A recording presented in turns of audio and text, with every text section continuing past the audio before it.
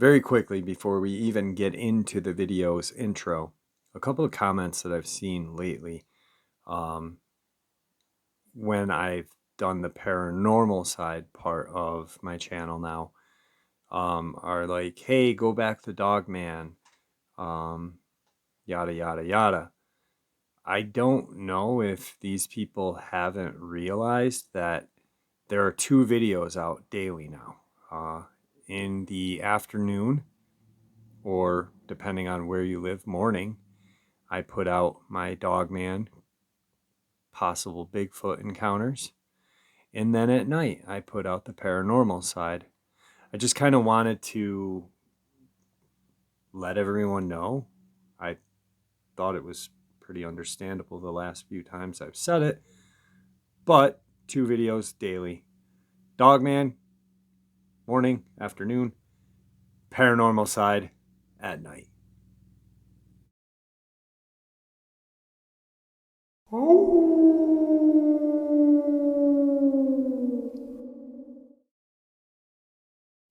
Well, greetings and salutations.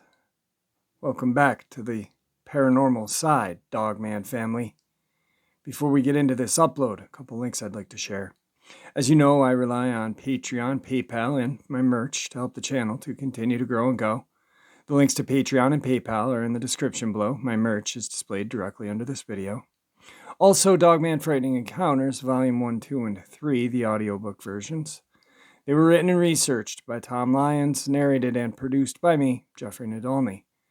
Those audiobooks are available on Audible, Amazon, and iTunes, the links to which are also in the description as well. Now, everyone, I have taken far too much of your time.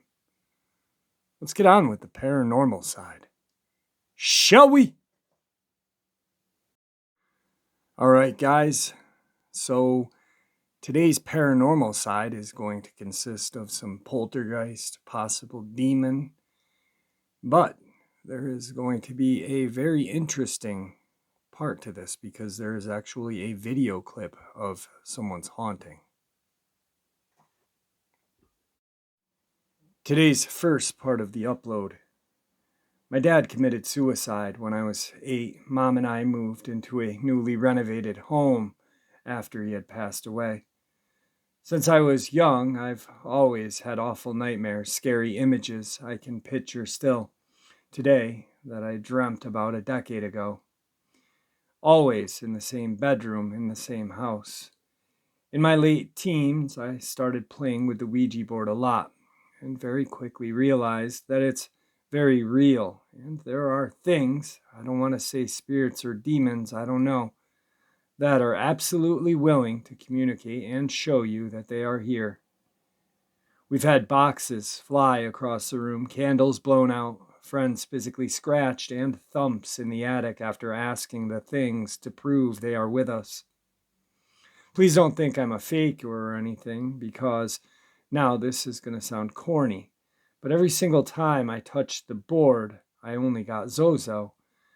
I know that's like super hype and the Ouija board demon, but at the time, I didn't know anything about that.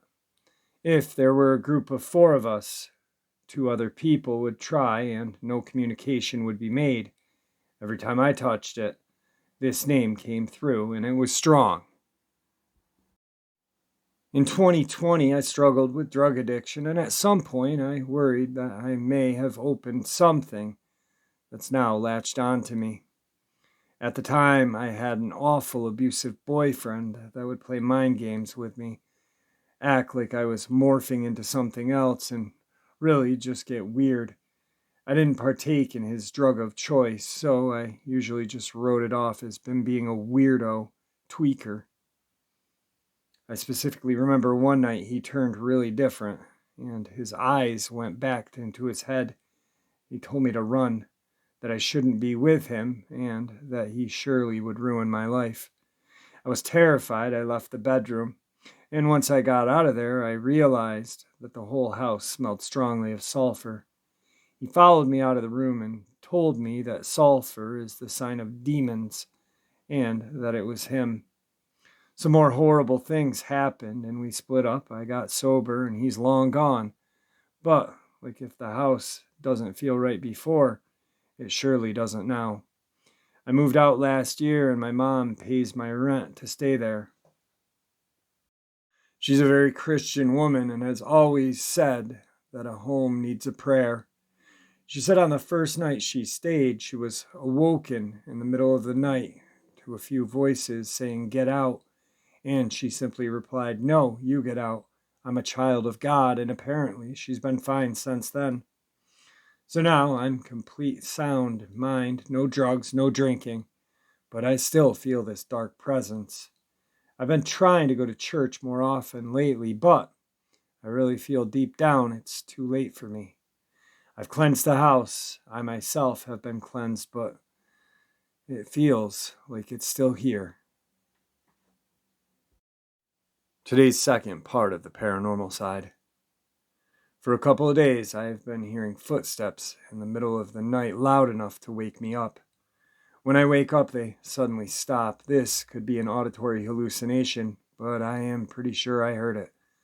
Spots in my home also turn suddenly cold when I'm alone, like the kitchen. Also, my television has occasionally been flickering on and off for a couple of days. My two dogs also keep barking at random spots in the house and seem agitated a lot. I can't get them to stop even if I offer them treats or chuck a ball. There's also just a terrible, weird feeling in my own home for the past few days. I don't have any audio or video, but when I get some, I will definitely share it with you. It's so freaky, I can't live in my own house without fear anymore. I usually am skeptical when it comes to spirits and demons, but this has really got me convinced there is something strange going on. There's no past history of paranormal activity in my home and no messing with Ouija boards. I am petrified to live here. Today's third part of the paranormal side. My grandfather has always been a superstitious man. He was born out west in upper Arizona, off of any city limits, not far from Antelope Canyon. When he was in his teens, his family moved to southern rural Virginia to go live and help out with family farm. The farm has been in our family for generations since my ancestors had come to America. They were promised a great sum of land if they came and helped in the battle. With this sum of land, they became one of the founding families in Blacksburg, Virginia, a small city in one of southern Virginia's mountainous valleys. Though the majority of the original land has been sold to the city of Blacksburg, the farm still sits on the side of a mountain in a great forest roughly 10 miles out of city limits. Growing up, my grandfather had told me many stories about his time in the woods as a young boy. He would tell me of human-like creatures that moved on all fours, but the second you noticed it was there, it would stand up and walk on its hind legs, as if it had been doing that the whole time. He told me stories of graveyards that appeared during the day but vanished at night. He also told me of creatures coming up to the house and peering through the windows, watching behind trees. He would explain cattle being slain at random times of the year with no explanation. There are no bear there, and there are no way coyotes could tear apart cows in that manner. He'd tell me of hearing voices of his wife, his son, his mother coming from the woods when he was working with the cattle, although there was never anyone there. My father tells me my grandfather knows more than what he's telling us, but it scares him to talk about it. He could never tell us what exactly the creatures were, just that they were there and never go in the woods alone. He told me he had been stalked by creatures that came from different forms his whole life. I believed all of this to be an old man's tale until recently. I am 18 years old, a female. I live with my parents in Midwestern North Carolina. However, I am moving to the rural North Carolina Appalachian Mountains now. I am not a religious person, but I do believe in the paranormal. I consider myself to be a spiritual person. I am interested in different energy, bonding with animals, crystals, and manifestations. Through my spiritual journey, I have only dealt with good energy up until recently. Last month, I was sitting in my car with a few friends. I had come home from college to hang out with my hometown friends. It was about 11 p.m., and we were sitting in a parking lot in the woods with the car completely off, just talking. We all went silent for a bit, and suddenly I became overwhelmed by the sense of heaviness. I was uneasy. I scanned the tree line, and that's when I saw them. Two animals. They looked like dogs. They were both standing very still and looked at us. I asked my friends if they saw them as well. Nobody else could see them. After 10 minutes of trying to point them out, I gave up, but the dogs kept watching. Other things like this have occurred. One time I was riding in my car down a desolate wooded road at night with one of my guy friends. All of a sudden I saw a person in the headlights walk across the road, as if it couldn't see us coming down. I yelled for my friend to watch out, but he told me no one was there. I looked around and there was no one there. I could have sworn I watched somebody walk across the road. I once was up late, made a snack to watch some Netflix, as many people do my age. I always close the blinds at night because what goes on at night outside scares me. I live in a quaint neighborhood surrounded by miles of forest. I always make sure to close the blinds, lock the doors. This particular night, my parents had warned me to make sure all the doors were locked, as people had been knocking on our door in the middle of the night. When my parents would check it, nobody would be there.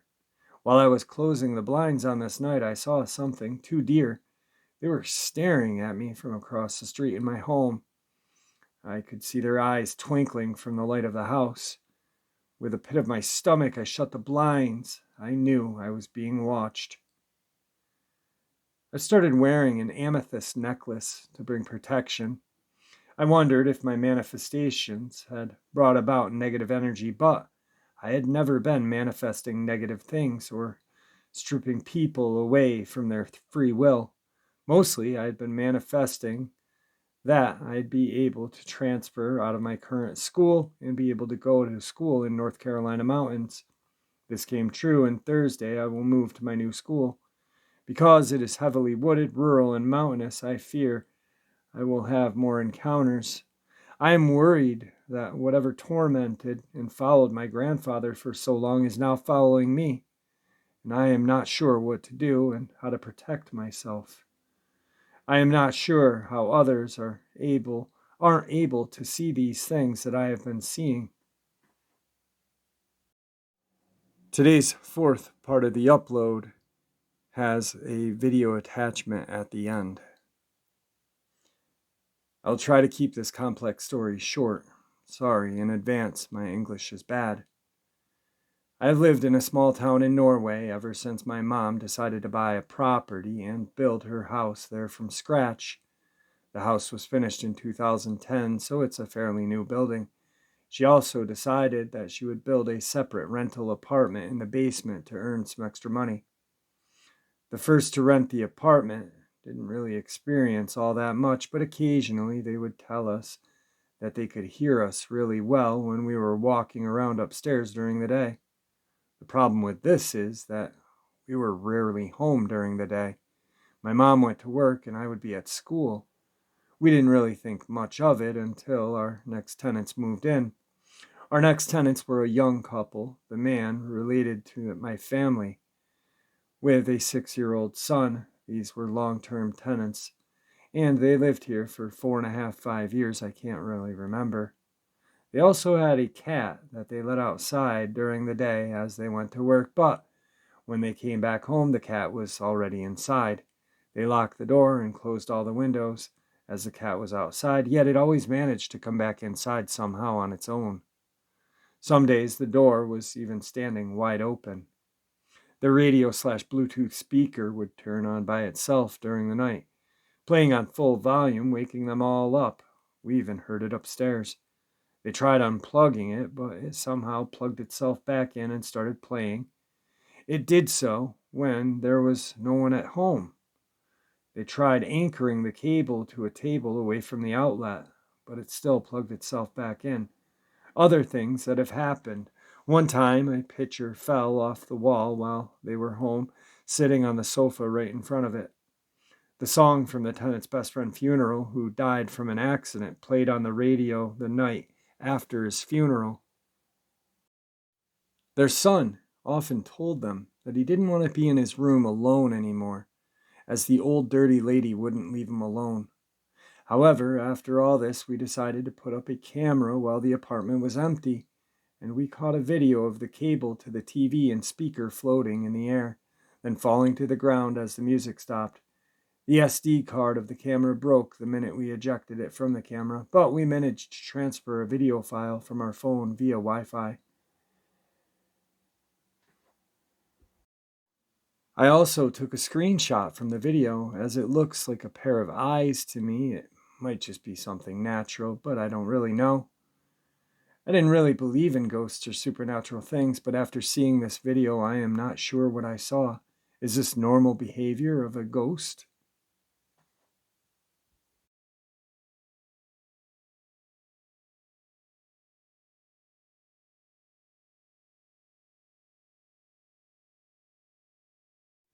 Today's fifth paranormal side encounter. A little backstory: I've lived in my current home for 10 years. I've had some paranormal experiences throughout that time. It's more of a nuisance than threatening or scary, such as my children's toys turning on, things falling over, footsteps, seeing movement out of the corner of my eye. My son's radio on his power wheel was turned on and jamming out one night. I'm always having to go downstairs and turn whatever off. This particular situation, after turning the radio off, I heard a woman say, "Oh no," which didn't scare me. I never felt threatened, but more made me laugh and say, "Oh yes, it's a school night and the party's over." Also, a few times I've heard my lab/Dane mix, Benny, whimpering, who, after 10 years, I lost last February to bone cancer. Well, last night was completely different. I'm a single mom with 2 children. My son, who is 2 years old, woke up around midnight after not wanting to go back to bed. I took him into my room so he wouldn't wake my daughter up. He kept sitting up and pointing in different parts of the room while making an exciting ooh ooh sound he makes when he's trying to show me something important. I was half awake and I looked over and saw a small red solid light under my desk. It looked like a small red light you'd see from a home security camera. As I tried to focus, it began to fade, and I dismissed it, like I was not fully awake. Then I kept catching it out of the corner of my eye over the next hour while trying to get my son back to sleep. But every time I would look in its direction, it seemed to fade back into the darkness, causing me to question what I was seeing. The final time I saw it, my son sat up oohing while pointing at my closet, which was wide open. This time the red dot of light didn't fade. It was about 4 feet off the ground inside my left closet. I'm fully focused in and trying to process what I'm seeing. My curtains were closed. There was no reflection or tracer you'd see from a laser. After a few seconds of trying to process this, I thought, oh my God, it's an eye. Even though there is no light to reflect off of it like an animal eye would. Scared, I turned on my phone's flashlight and then the TV for light, terrified to move. When I shined the flashlight into my closet, there was nothing there. Not the red light, not an animal, just my clothes. I left the TV on at that point to illuminate the room. My son then went to bed within 10 minutes of that. I stayed up until I literally passed out, but never saw the red light on again. I talked with my mom about this, and of course she wants me to search the room for cameras since it looked exactly like the red light you'd see from a security camera when they record. The only problem is it wouldn't explain the moving around of my room.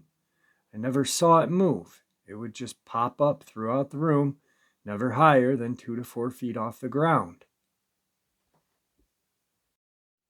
Today's sixth paranormal side encounter. When I was younger, I lived in an old house, which was said to be haunted. Around that time, I would go to bed.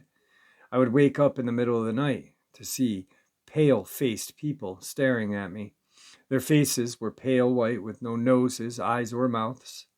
Most of the time, I saw the pale-faced woman with long dark hair. One time I saw a pale-faced man with short hair, and he started strangling me. Another time I saw a pale-faced man and woman with two pale-faced kids floating in the air. One time I saw the pale-faced woman staring at me through the bedroom doorway. She disappeared a few minutes later. My sister walked by. I asked if it was her who had been standing at my door, but she said no, it wasn't her. Whenever I told my parents about this, they'd tell me it was just nightmares. My sisters told me they also saw a pale white woman with long dark hair on separate occasions. One night, me and my sisters heard a disembodied voice say 5, 4, 3, 2, 1. We all screamed and woke our parents up. To this day, none of us know what it was. My dad once said he saw a shadow run upstairs. He thought it was my sister, but we were all downstairs. One night, my dad was working on his computer, fell asleep in the living room. He woke up yelling because one of my sisters left the talking doll down there, and it turned on by itself. Most of us believe our old house is haunted. However, as I got older, I stopped having these experiences and haven't seen anything like it since then. Today's final paranormal side encounter. I moved back home to my parents' house a little over a month ago, and it seems we've had an increase in activity since I've been home. The house I grew up in was very active, and we all had experiences, but I only lived in this house with my family for about 2 months before moving to a different city for several years. 2 days ago, I was taking a break from prepping dinner, sitting in the dining room with my stepdad having coffee. We had several lights on in the other room. I could see them in my peripheral. The chandelier above the table was on and suddenly it turned off, no issue with other lights. The chandelier is on a dimmer and has to be engaged, clicked down quite firmly to shut off. My stepdad, a big skeptic and usually shrugs things off, but he mentioned this felt odd/scary. Yesterday, we were sitting in the living room. My sister was upstairs going back and forth between bedroom to the bathroom. I suddenly saw several shadows on the wall of the stairway moving around. It caught my eye because they seemed very out of ordinary, like they shouldn't have been happening due to the normal walking back and forth. My stepdad also saw them and was equally bewildered. The comment I made was something along the lines of, "What in the world is she doing?" We made my sister retrace her steps, but couldn't recreate the shadows. The light in the upstairs hallway is on the ceiling, and my sister is a petite woman.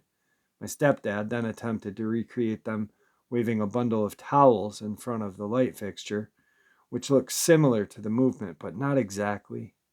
I was so spooked I started to cry. All right, guys, here is one that happened to me and my youngest daughter.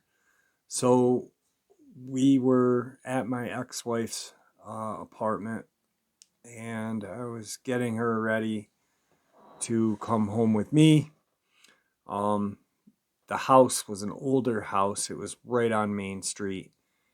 And my uncle used to be the sergeant of the police department for many years of this little town. It's the town that I grew up in. My family is like a fixture in that community. My grandmother was a teacher in all of the schools there. Just generations of family members growing up there. So I was talking to one of my friends who I went to school with, who was a police officer at the time, and we were just shooting the breeze. And he had been a police officer for probably 15, maybe 16, 17 years at that time. And he asked me, he said, "Your ex-wife moved into that old house on Main Street, huh?" I said, yeah. I said, "It's pretty creepy." And so there was an apartment downstairs and an apartment upstairs, and she lived in the apartment upstairs. And it was a very creepy house. So apparently the police had like some strange encounters there downstairs a couple of times. I'm really not sure what, but he did say like it's that he had been called there and some weird crap had happened there and this and that. So, excuse me. The way the apartment's set up is you walk up the stairs and you kind of turn and you open the door and there's a living room, and then behind you is a kitchen, and then in front of you while you're in the living room is a long hallway. There's a bathroom, and then the girls' room would be at the end of the hallway. Behind you was my ex-wife's room. And it was always dark in that room, and it was very small. It was just such a creepy small room. So if you're looking down that hallway, you could see my oldest daughter's bed. And I remember looking down and I'm like, hey, bud, come on, get ready, to my youngest daughter who was watching TV. And I said, hey, Abby, what are you doing, bud? Love you. And nothing. And Belle goes, what? And she peeked her head and she goes, when did you get home? And peeked her head back out to watch her cartoons that she was watching. And I went to the kitchen to get a drink of water or something. And then I walked down to their room to get a backpack. And there was nobody on the bed. There was nobody there. I checked in the closet. I checked under the bed. I called Belle down. Isabel looked around with me for Abigail. Nothing. And so then I called Abby's cell phone. I'm like, hey, what are you doing? And she's like, I'm at the school hanging out with my friends out in the back. We're just playing. I'm like, do me a favor, FaceTime me. She FaceTimed me, and sure enough, she was there. She couldn't have gone out the window because, she's going to jump a 2-story window. Just a very, very weird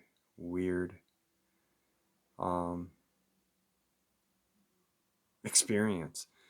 And Isabel had seen what she thought was her sister in that room one time after that as well. But yeah, just a freaking creepy experience. Anyway, I hope you guys enjoyed today's upload as much as I enjoyed sharing it with you. I really like doing the bonus paranormal side uploads, so I'm going to keep it going. Also, I want to encourage everyone to be kind to each other. May the Great Spirit watch over all of us and guide us through our path in life. And until tomorrow, my friends.